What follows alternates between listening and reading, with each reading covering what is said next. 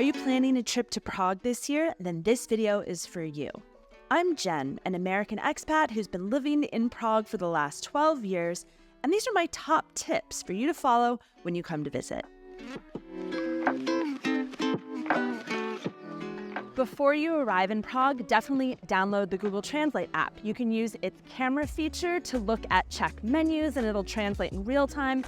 It's going to really help you out if you get lost or need to ask for directions, and you can actually type in what you want to say and show the Czech version to someone if you get into a bind. If you're in Prague and you need a pharmacy, look for this green cross. They're called Lékárna. And most of them do speak English, but that's why it's a good idea to have Google Translate on your phone so you can translate your symptoms, and you pretty much just tell them what you need or what your symptoms are. You might not get the same medication as in America. Each district of Prague has a 24-hour Lékárna. This one is here in Náměstí Míru in Prague 2, and there's also one in the center of Prague. Do not drive in Prague. The Czechs will discourage you by driving like maniacs themselves. Coming from the US, you might be inclined to rent a car. I highly recommend against it. Everywhere you want to go in Prague, you can get to by public transportation or by foot. If you have another destination that's close, like Český Krumlov or even Vienna or Berlin, there's plenty of transportation. There's trains and there's luxury buses that can get you there. A lot of people drive into Prague or rent a car, and then their Airbnb or their hotel says they have parking, but they really just tell you to park on the street. And parking is very complicated for people who don't live here. So I highly recommend to just leave the car and trust the public transit and your feet.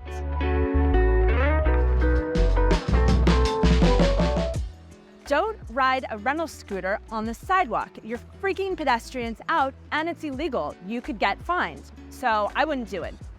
I also wouldn't ride a scooter in the street. I can't tell you how many tourists I've seen trying to ride in traffic almost get hit by trams. They're gonna ring their horn, they're gonna freak you out. It's just a disaster waiting to happen. Prague is small enough where you can walk through the busy areas. Stick with your feet.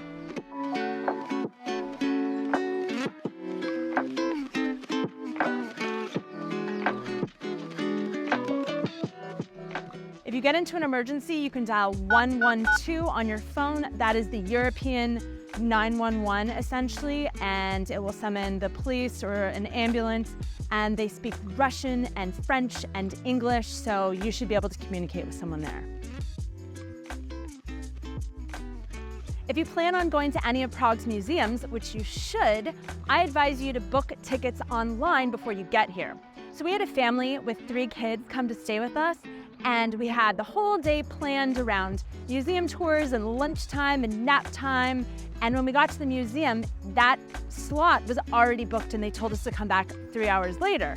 So whether you're going to the National Museum or the Kids Museum across the street, it's a good idea to check online to see if you can book your tickets in advance, and that way you know how to plan your day. So Prague is generally a very safe city, but of course, like any other European capital, you gotta watch out for pickpockets. So just make sure that you keep all your belongings on your person, have an over-the-strap bag, don't leave your bag on a chair at a restaurant, and you should be fine. Another tip is don't be very loud speaking English. When people hear you speaking English loudly, they know you're a tourist, they probably know you're American, and they think you don't know your way around town. So that is prime target for a scam or a pickpocket.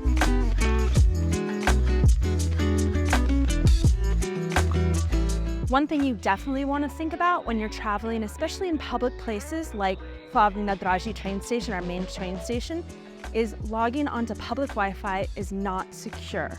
That's why I always recommend that you get a VPN, and I use NordVPN.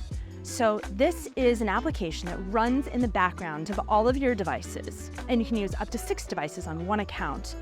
And it runs in the background and prevents, hackers from getting on your device and seeing what you're doing, seeing your passwords. Maybe you have to check your bank account.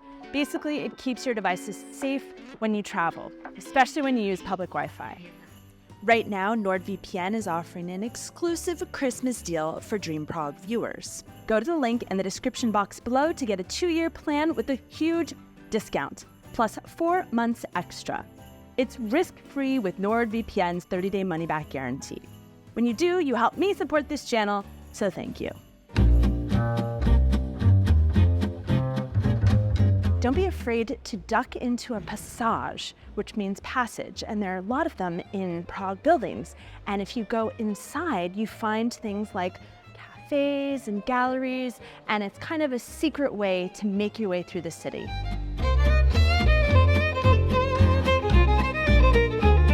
One thing you're definitely going to want to do is to hit all of the big touristy spots early. I'm talking about before any of these people get out of bed.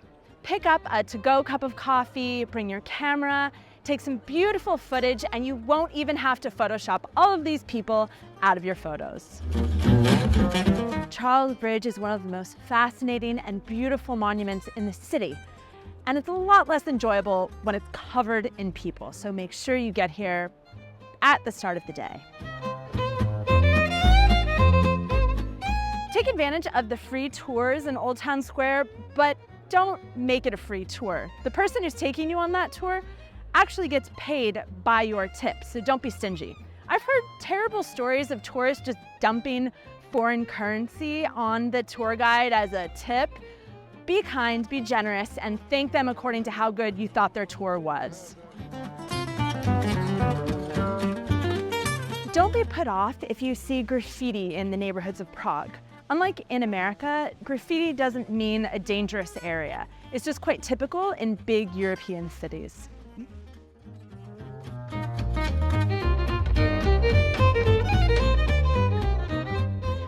So Prague might have a reputation for bad customer service. And whether or not that's true, you can judge for yourself. But one thing that's going to help grease your way into any service person's heart is to actually say hello to them before you go into speaking directly in English. So you're going to say Dobrý den, which basically means good day. But this is just good manners. It's something that you say anytime you greet someone in a shop, in a restaurant, anybody that might be helping you. And as long as we're talking about Czech, you can learn a few other words of Czech, which will help you get great customer service and just make the Czechs feel like you took some time to actually learn a little bit of their language. So we have Dobrý den. When you leave a store, they don't say thank you like we do in America. They say like farewell. So that's kind of a long one. It's na shledanou. But I usually just say na shledanou, and that's like goodbye. And that's a nice way to leave a shop after you've bought something or even if you were just looking. Another word that it's very important to learn is prosím. Prosím. And it means please, and it also means you're welcome. So after you say thank you, someone will say prosím, and very importantly, thank you. So to say thank you, it's děkuji or děkuju. I always say děkuji. Now that's a little bit hard, takes a little bit of practice, but you can just say díky, díky, and that's thanks. And that will be much appreciated. So one of the things you want to make sure you do is to keep a little quiet on public transportation. You can kind of tell that there are not a lot of Americans on this tram because there's not a lot of noise on this tram. The Czechs prefer to read a book, get on their phones, and just kind of not eat, not drink, keep to themselves. And that's the best way not to stand out and the best way not to mark yourself for a potential pickpocket.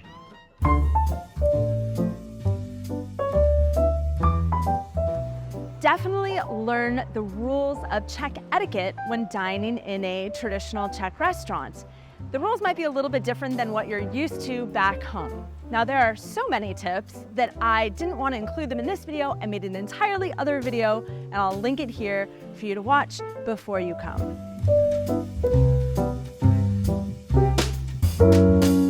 So most of the tourists go up the hill to the castle on the other side of the river, which is a wonderful way to get a view of the city. But if you want to get a view of the castle, you need to come over to Žižkov or to Vinohrady. I'm sitting here in Rigrovi Sady, which is a big park on the border of Žižkov and Vinohrady, and it is the best place in Prague to catch a sunset. I hope these tips make your trip to Prague one to remember. Uvidíme se příště. Ahoj!